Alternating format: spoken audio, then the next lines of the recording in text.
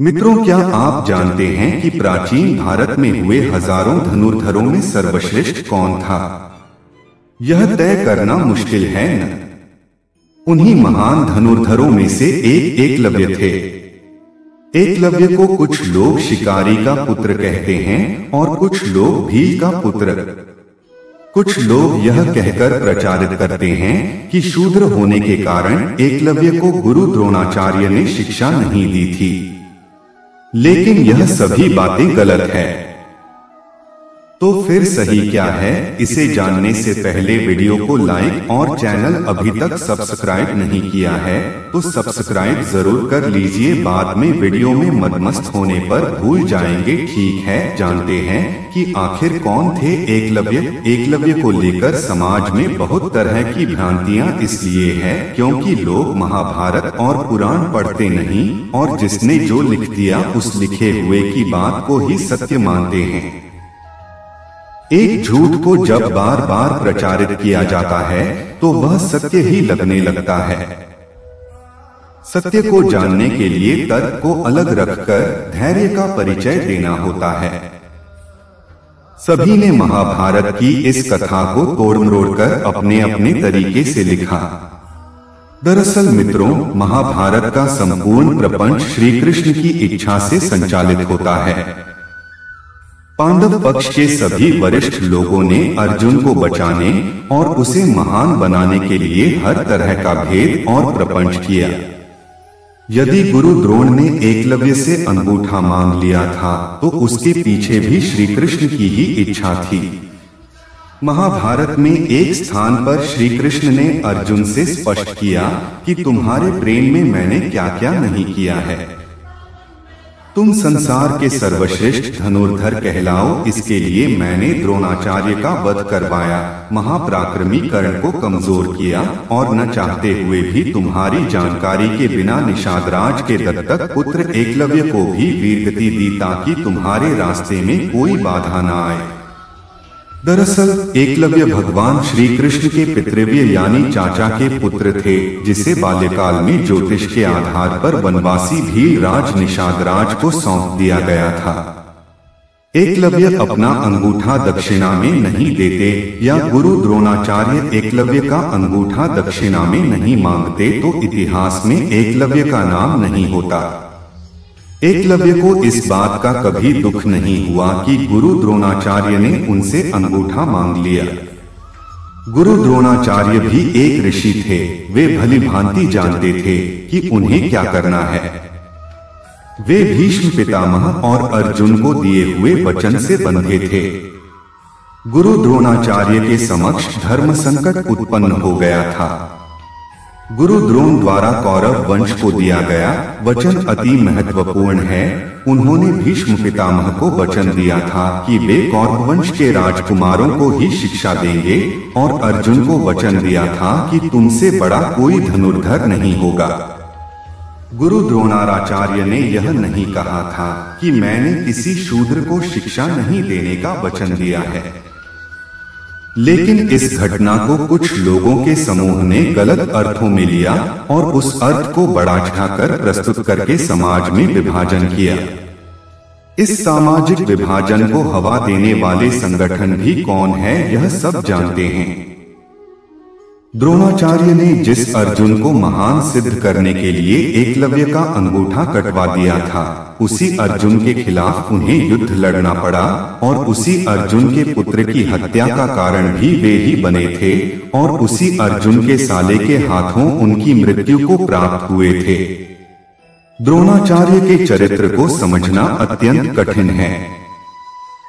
इसी कड़ी में एक और रहस्य है कि राजपुत्र थे एकलव्य। महाभारत काल में प्रयागराज, जो कि वर्तमान में उत्तर प्रदेश के एक जिला है, के तटवर्ती प्रदेश में सुदूर तक फैला श्रृंगवेरपुर राज्य निषादराज हिरण्यधनु का था। गंगा के तट पर अवस्थित श्रृंगवेरपुर उसकी सुदृढ़ राजधानी थी। एक मान्यता अनुसार वे श्री कृष्ण के चाचा का पुत्र था, जिसे उन्होंने निषाद जाति के राजा को सौंप दिया था। उस समय श्रृंगवेरपुर राज्य की शक्ति मगध, हस्तिनापुर, मथुरा, चेदी और चंदेरी आदि बड़े राज्यों के समान ही थी। निषादराज हिरण्यधनु और उनके सेनापति गिरिवीर की वीरता विख्यात थी। राजा राज्य का संचालन अमात्य, मंत्री परिषद की सहायता से करता था। द्रोण भक्त एकलव्य निषादराज हिरण्यधनु के पुत्र थे। उनकी माता का नाम रानी सुलेखा था। उल्लेखनीय है कि निषाद नामक एक जाति आज भी भारत में निवास करती है। एकलव्य न तो भील थे और न ही आदिवासी, वे निषाद जाति के थे। इस बात का खुलासा होगा इसी वीडियो में, आगे मिलेगा, देखते रहिए। गौरतलब है कि महाभारत लिखने वाले वेद व्यास किसी ब्राह्मण क्षत्रिय जाति से नहीं थे, वे भी निषाद जाति से थे, जिसे आजकल सबसे पिछड़ा वर्ग का माना जाता है। महाभारत के आदि पर्व में एकलव्य की कथा आती है। धृतराष्ट्र, पांडु और विदुर की दादी सत्यवती एक निषाद कन्या ही थी। सत्यवती के पुत्र विचित्रवीर्य की पत्नियों ने वेदव्यास के नियोग से 2 पुत्रों को जन्म दिया और तीसरा पुत्र दासी का था। अंबिका के पुत्र धृतराष्ट्र, अंबालिका के पुत्र पांडु और दासी पुत्र विदुर थे। इसी कड़ी को आगे बढ़ाते हुए ये जानते हैं कि आखिर एकलव्य को एकलव्य ही क्यों कहा जाता है। तो जान लीजिए, प्रारंभ में एकलव्य का नाम अभिद्युम्न रखा गया था। प्राय लोग उसे अभय नाम से ही बुलाते थे। 5 वर्ष की आयु में एकलव्य की शिक्षा की व्यवस्था कुलीय गुरुकुल में की गई।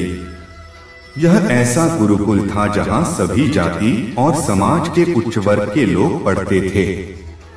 एकलव्य का जिस तरह चित्रण किया जाता है वह उस तरह के नहीं थे। वे एक राजपुत्र थे और उनके पिता की कौरवों के राज्य में प्रतिष्ठा थी। बालपन से ही अस्त्र शस्त्र विद्या में बालक की लय, लगन और एकनिष्ठता को देखते हुए गुरु ने बालक का नाम एकलव्य रख दिया। एकलव्य के युवा होने पर उसका विवाह हिरण्यधनु ने अपने एक निषाद मित्र की कन्या सुनीता से करा दिया। एक बार पुलक मुनि ने जब एकलव्य का आत्मविश्वास और धनुष बाण को सीखने की उसकी लगन को देखा तो उन्होंने उनके पिता निषादराज हिरण्यधनु से कहा कि उनका पुत्र बेहतरीन धनुर्धर बनने के काबिल है, इसे सही दीक्षा दिलवाने का प्रयास करना चाहिए। पुलक मुनि की बात से प्रभावित होकर राजा हिरण्यधनु अपने पुत्र एकलव्य को द्रोण जैसे महान गुरु के पास ले जाते हैं। इसी कड़ी में एक और महान संवाद है, एकलव्य द्रोण संवाद। उस समय धनुर्विद्या में गुरु द्रोण की ख्याति थी। एकलव्य धनुर्विद्या की उच्च शिक्षा प्राप्त करना चाहता था। एकलव्य को अपनी लगन और निष्ठा पर पूर्ण विश्वास था। एकलव्य गुरु द्रोणाचार्य के पास आकर बोला, गुरुदेव मुझे धनुर्विद्या सिखाने की कृपा करें। तब गुरु द्रोणाचार्य के समक्ष धर्म संकट उत्पन्न हुआ, क्योंकि उन्होंने भीष्म पितामह को वचन दे दिया था कि वे केवल कौरव कुल के राजकुमारों को ही शिक्षा देंगे, और एकलव्य राजकुमार तो थे लेकिन कौरव कुल से नहीं थे। आठ उसे धनुर्विद्या कैसे सिखाऊं? आठ द्रोणाचार्य ने एकलव्य से कहा, मैं विवश हूं, तुझे धनुर्विद्या नहीं सिखा सकूंगा। एकलव्य घर से निश्चय करके निकला था कि वह केवल गुरु द्रोणाचार्य को ही अपना गुरु बनाएगा।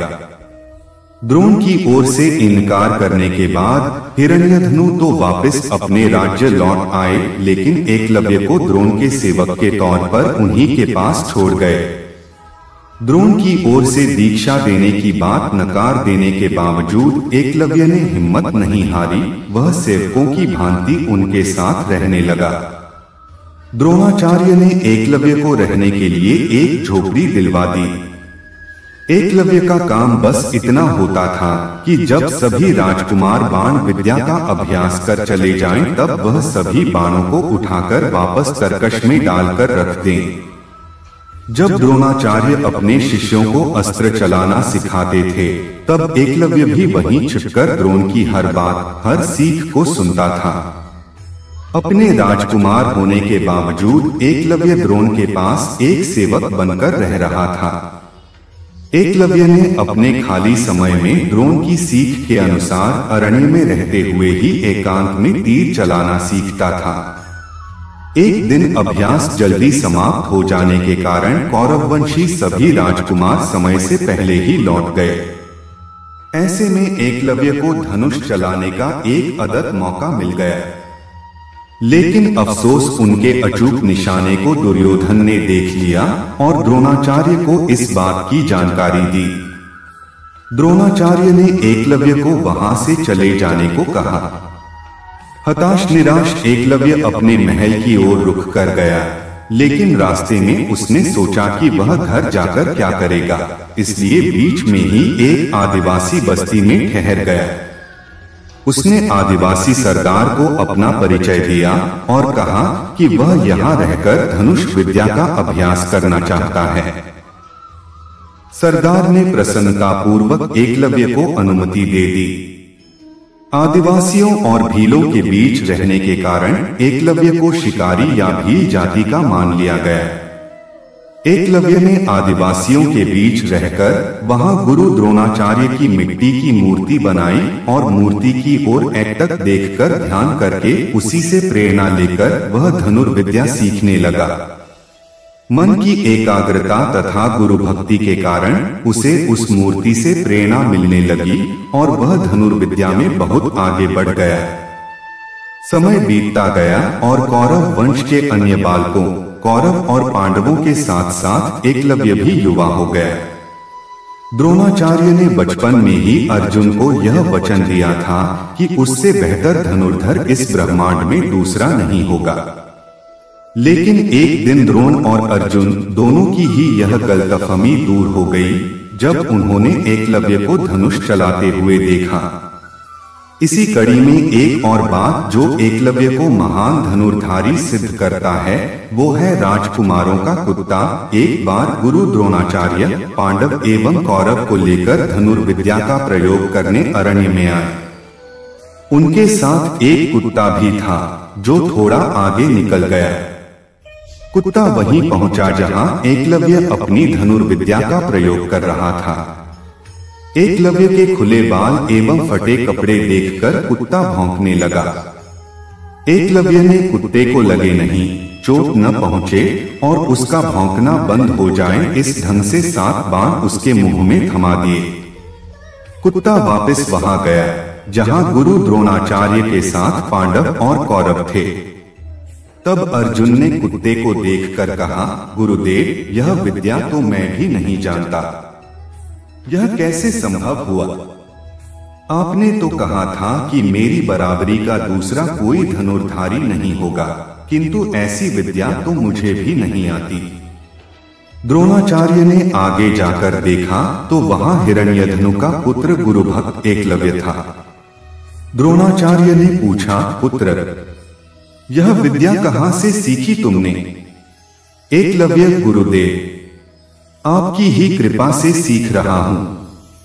द्रोणाचार्य तो वचन दे चुके थे कि अर्जुन की बराबरी का धनुर्धर दूसरा कोई न होगा, किंतु यह तो आगे निकल गया।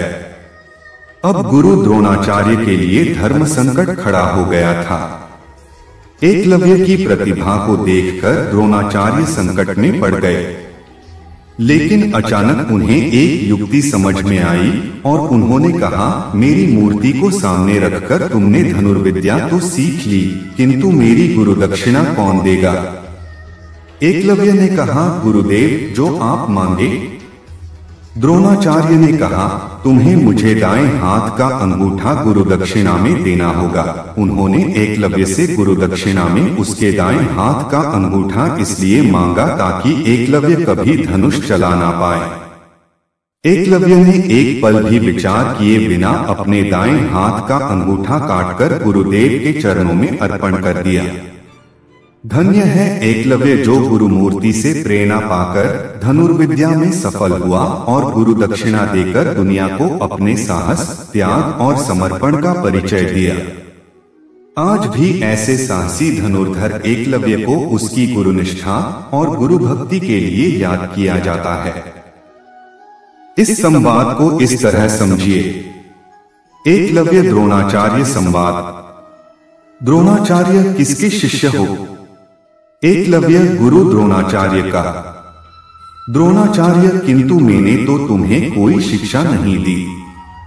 एकलव्य किंतु मैंने तो आप ही को गुरु माना है। द्रोणाचार्य किसके पुत्र हो? एकलव्य निशात राज भिल्ल राजा का। द्रोणाचार्य कौन? वह जरासंध की सेना का सेनापति। एकलव्य जी हां गुरुदेव। द्रोणाचार्य इतनी योग्यता प्राप्ति के बाद तुम कहां जाओगे? एकलव्य मैं अपने पिता के साथ जरासंध की सेना का नेतृत्व करूंगा। द्रोणाचार्य तुम ये जानते हो जरासंध मानवता का शत्रु है, नर पिशाच है। एकलव्य जी गुरुदेव मैं फिर भी वहीं जाऊंगा। द्रोणाचार्य को तुमने मुझे गुरु माना है तो तुम्हें मुझे गुरु दक्षिणा देनी पड़ेगी। एकलव्य मैं तैयार हूं। द्रोणाचार्य अपने दाएं हाथ का अंगूठा मुझे दे दो। एकलव्य जो आज्ञा। एकलव्य वैसा ही करता है। इसके बाद जाते समय गुरु द्रोणाचार्य ने एकलव्य को दाएं हाथ की तर्जनी और मध्यमा 2 अंगुलियों को दिखाते हुए संकेत दिया कि बाण 2 अंगुलियों से भी चलाया जा सकता है। यदि युद्ध में अंगूठा कट गया तो क्या युद्ध स्थल छोड़कर भाग जाओगे? परिणाम एकलव्य ने पुनः अभ्यास किया और पुनः पूर्ववत दक्षता प्राप्त कर ली। प्रश्न यही उठता है कि अंततोगत्वा अंगूठा कटवाने का उद्देश्य क्या रहा?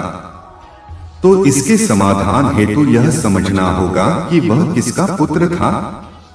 वह निशात राज भील का दत्तक पुत्र था, जो कि जरासंध की सेना का सेनापति था। वह जरासंध जो कि अत्यंत अत्याचारी, क्रूर एवं श्री कृष्ण का शत्रु था।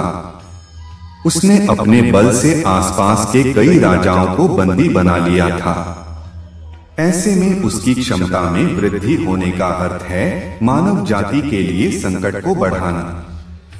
इसीलिए उसका अंगूठा कटवाया।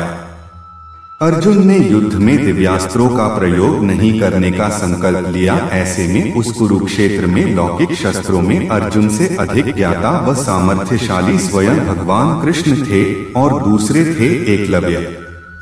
एकलव्य अपने गुरु द्रोणाचार्य के प्रति क्रोध का भाव रखते हुए कौरवों के पक्ष में लड़ा, जबकि वह जिस सेना का सेनापति बन सकता था वह थी जरासंध के पुत्र की सेना, जो कि पांडवों की ओर से लड़ा था।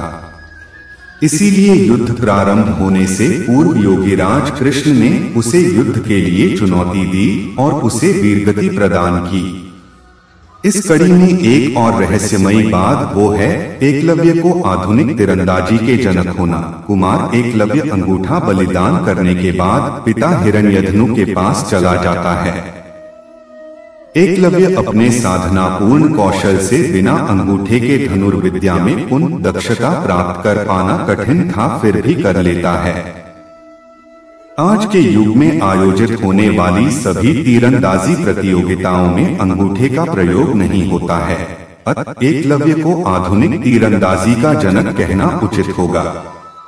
पिता की मृत्यु के बाद एकलव्य श्रृंगबेर राज्य का शासक बनता है और अमात्य परिषद की मंत्रणा से वह न केवल अपने राज्य का संचालन करता है बल्कि निषाद जाति के लोगों की एक सशक्त सेना और नौसेना गठित करता है और अपने राज्य की सीमाओं का विस्तार भी करता है। इसी कड़ी में एक सबसे बड़ी बात है कि यादव सेना को हराया था एकलव्य ने। एकलव्य अपनी विस्तारवादी सोच के चलते जरासंध से जा मिला था। जरासंध की सेना की तरफ से उसने मथुरा पर आक्रमण करके यादव सेना का लगभग सफाया कर दिया था। इसका उल्लेख विष्णु पुराण और हरिवंश पुराण में मिलता है। यादव सेना के सफाया होने के बाद यह सूचना जब श्री कृष्ण के पास पहुंचती है तो वे भी एकलव्य को देखने को उत्सुक हो जाते हैं। दाहिने हाथ में महज 4 अंगुलियों के सहारे धनुष बाण चलाते हुए एकलव्य को देखकर वे समझ जाते हैं कि यह पांडवों और उनकी सेना के लिए खतरनाक साबित हो सकता है। तब श्री कृष्ण का एकलव्य से युद्ध होता है और इस युद्ध में एकलव्य वीरगति को प्राप्त होता है। एकलव्य के वीरगति को प्राप्त होने के बाद उसका पुत्र केतुमान सिंहासन पर बैठता है और वह कौरवों की सेना की ओर से पांडवों के खिलाफ लड़ता है। महाभारत युद्ध में वह भीम के हाथ से मारा जाता है। मित्रों, वीडियो को अभी भी लाइक करना रह गया हो तो लाइक कर दे और चैनल अभी तक सब्सक्राइब नहीं किए हैं तो सब्सक्राइब जरूर कर लीजिए। मित्रों, आप सभी एक महान धनुर्धारी एकलव्य के बारे में इतने सारे रहस्यों और गूढ़ बातों को जानकर लाभान्वित हुए होंगे। कमेंट में हमें जरूर बताइए कि वीडियो कैसी लगी। जय श्री कृष्ण, राधे राधे।